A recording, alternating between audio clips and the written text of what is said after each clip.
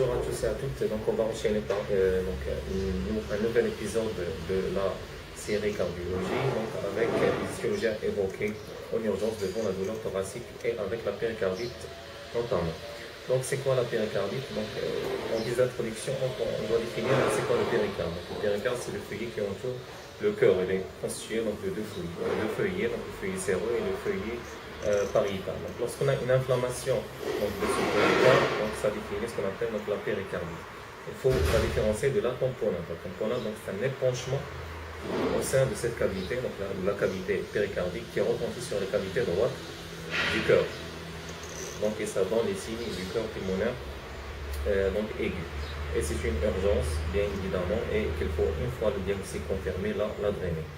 Et donc, il faut la différencier également de la myocardite, donc qui donne un peu presque donc, le même tableau de la péricardite, donc, sauf que donc là, on a une souffrance, donc une atteinte du muscle myocardique, et donc une souffrance de ce muscle, donc avec une élévation prolongée de la troponie. Donc, je vais passer donc, à mon client pour enseigner un peu sur les éléments recherchés à l'interrogatoire. Donc déjà, avant d'entamer l'interrogatoire, donc j'insiste sur le fait de répondre à la question est-ce qu'il est stable ou instable. Donc ça, on l'a dit pas mal de fois. Donc s'il est stable, donc on fera notre interrogatoire à tête reposée.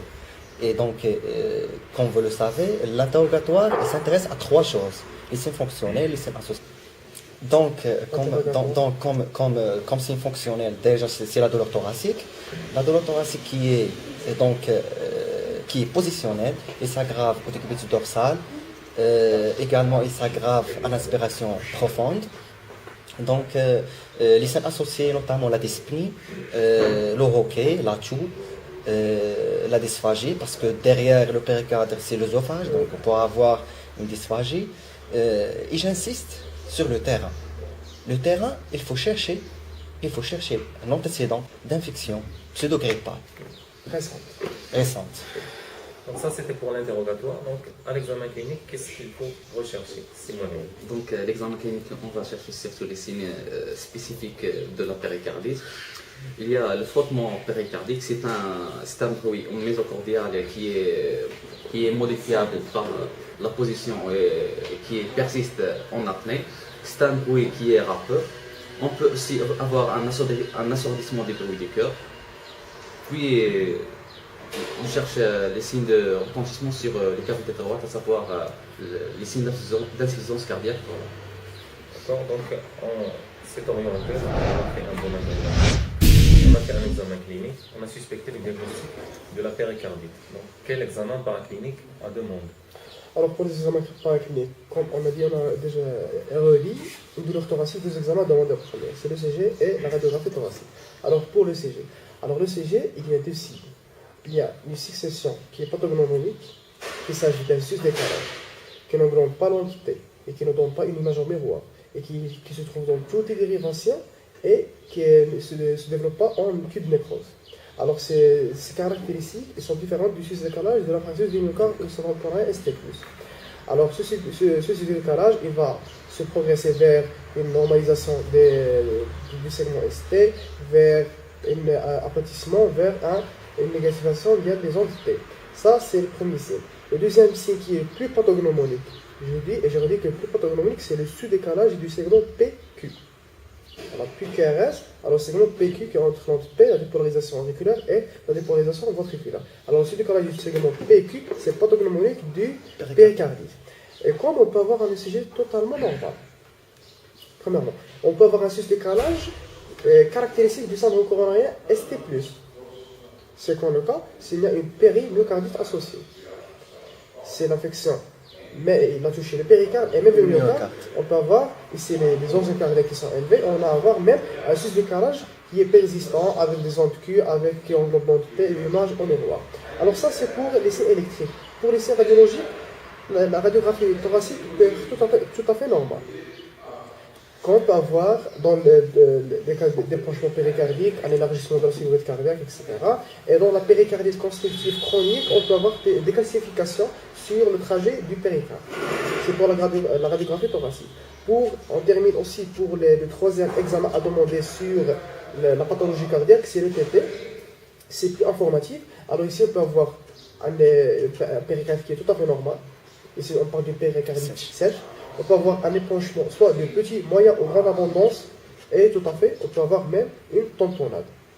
Alors pour les examens biologiques, il n'y a pas un examen biologique spécifique pour la péricardite. Ici, c'est pour l'orientation étiologique. Mais comme examen, on peut demander un bilan inflammatoire qui peut être perturbé, comme tout à fait peut être normal. En dehors, si la cause n'est pas un tumeur inflammatoire, parce que la péricardite, c'est pas tumeur inflammatoire, ça peut être néoplasique, ça peut être tuberculose, ça peut être beaucoup de choses.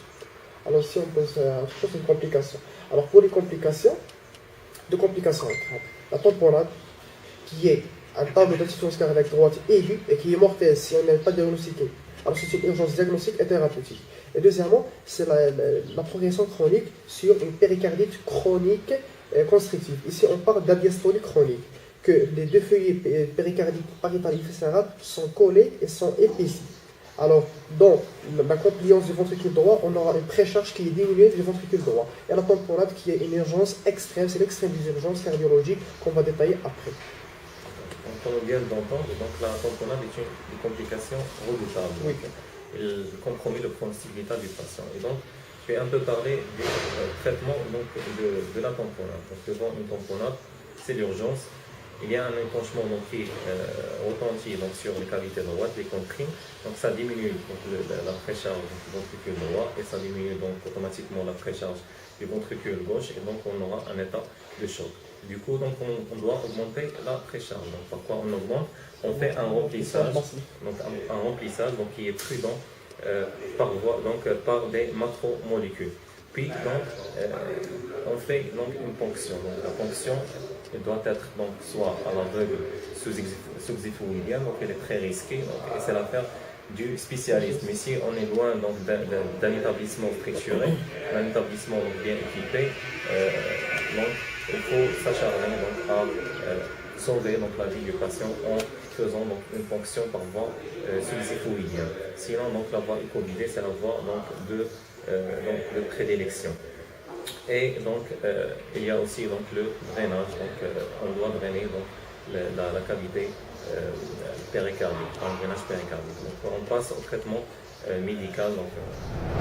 Donc, concernant le traitement médical, donc, on sait très bien que la péricardite aiguë virale qui est la plus fréquente, donc le traitement, donc d'ailleurs un repos, on donne de l'aspirine à raison de 3 grammes par jour et qui dit aspirine dit EPP. Oui, protection gastrique par exemple omeprazole. Donc l'aspirine c'est à raison de 3 grammes par jour. Si la péricardite est traînante, à ce moment-là, on pourra avoir donné ou demander un avis spécialisé. C'est l'affaire du spécialiste. Et si la péricardite est mal tolérée, comme vous l'avez détaillé, donc à ce moment-là, il faut hospitaliser le patient, il faut drainer, il ne faut pas oublier le remplissage. Des fois, كتسمع بزاف ديال الناس كيقولوا ودي علاش دير رومبليساج بعد كيقولوا راه كاين ايبونشمون كيقول لك نعطيو لي ديوريتيك لي ديوريتيك سون كونتر انديكي هذا باش نكونوا واضحين Diurétique dans la péricardique, c'est les anticoagulants dans la dissection de la robe. كمان بصح بحال كتقولي نعطي لي زونتيكوغولون في ديسيكسيون les diurétiques sont contre-indiqués. Il faut remplir, oui, un remplissage qui est massif.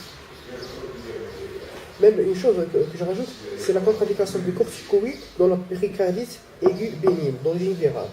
Parce que ça augmente le risque de récidive. Tout à fait. Donc le traitement c'est l'aspirine. Voilà, l'aspirine après la colchicine dans le relais pour éviter la récidive. Ça, c'est pour la péricardite la plus fréquente. Donc, on a d'autres étiologies donc, de la péricardite. Donc, comme Oui. Alors, par exemple, on a la péricardite tuberculeuse. Ici, c'est le traitement antituberculeux. On a la péricardite néoplasique, c'est l'origine néoplasique. Ici, on va traiter les néoplasiques. On a la tuberculose d'origine inflammatoire, comme le lupus, les maladies inflammatoires systémiques. Alors, ça dépend de la cause. Donc, tu peux me faire un... Oui, alors pour la récapitulation, alors la péricardite, c'est parmi les 4 urgences à éliminer dans le douleur thoracique, premièrement. La description douloureuse, c'est une douleur qui est mouvement aspiratoire dépendant. Alors, il est dépendant des mouvements de la respiration et qui est calmé dans la position penchée en avant, dans le décubitus en respiration. Alors, pour les examens à demander, le CG, le radiothorax ne confirme pas le diagnostic et n'élimine pas le diagnostic. Même un ETT normal n'élimine pas le diagnostic. Alors ça dépend de beaucoup de choses, même interrogatoire. L'épisode de pseudo-grippale récente, alors ça oriente vers une péricardite aiguë bénigne qui est la plus fréquente, mais ce n'est pas toujours une péricardite virale. Alors les complications douteuses à prévenir, c'est deux. C'est la tamponnade qu'on a détaillée avec Mohamed et l'évolution vers une péricardite chronique constructive. Et ce n'est pas tous les péricardites qui vont évoluer, sauf deux en train, dans la péricardite néoplásique et la péricardite tuberculose. Ce sont les deux péricardites qui vont évoluer vers une péricardite chronique et constructive. Alors pour le traitement, ça dépend d'un traitement étiologique, comme vous avez détaillé le traitement de la péricardite aiguë bénigne. Et pour le traitement de la complication de la tamponnade, c'est surtout le remplissage prudent avec les macromolécules et un drainage éco-guidé par un spécialiste dont c'est le gold standard, si on veut dire. Et ça en général, ce qu'on peut dire sur la péricardite, on est